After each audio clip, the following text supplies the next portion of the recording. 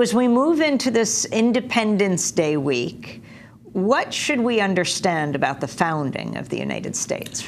We should understand that July 4th, 1776, in many ways represents a counter-revolution. That is to say that what helped to prompt July 4th, 1776 was the perception amongst European settlers on the North American mainland that London was moving rapidly towards abolition. This perception was prompted by Somerset's case, a case decided in London in June 1772, which seemed to suggest that abolition, which not only was going to be ratified in London itself, was going to cross the Atlantic and basically sweep through the mainland, thereby jeopardizing numerous fortunes, not only based upon slavery, but the slave trade.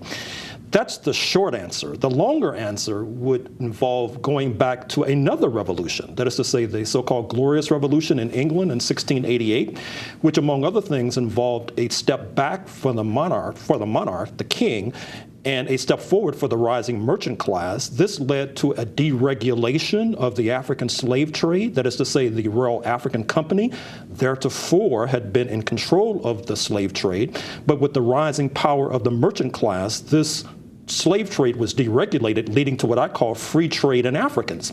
That is to say, merchants then descended upon the African continent, manacling and handcuffing every African in sight with the energy of demented and crazed bees, dragging them across the Atlantic, particularly to the Caribbean and to the North American mainland.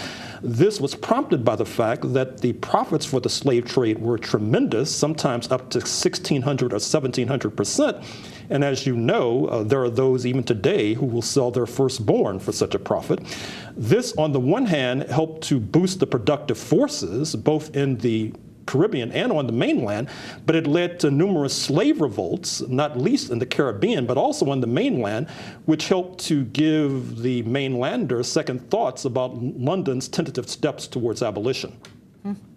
Gerald Horne, one of the things that struck me in your book is not only your main thesis that this was in large part a counter-revolution, the United States War of Independence, but you also link very closely what was going on in the Caribbean colonies of England as well as in the United States, not only in terms of among the slaves in both areas, but also among the white population. And in fact, you indicate that quite a few of those who ended up here in the United States fostering the American Revolution had actually been refugees from the battles between whites and slaves in the Caribbean. Could you expound on that?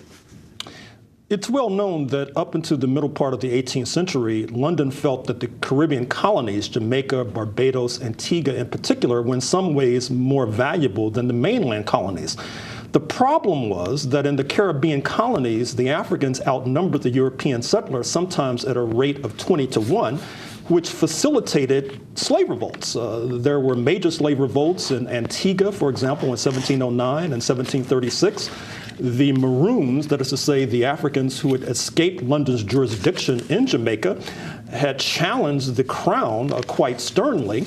This led, as your question suggests, to many European settlers in the Caribbean making the great trek to the mainland, being chased out of the Caribbean by enraged Africans.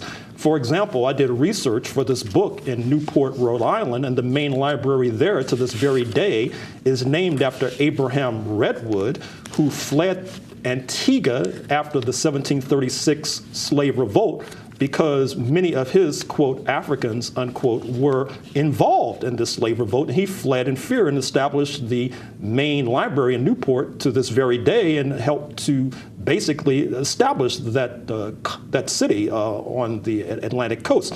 So there is a close connection between what was transpiring in the Caribbean and what was taking place on the mainland. And historians need to recognize that even though these colonies were not necessarily a unitary project, there were close and intimate connections between and amongst them.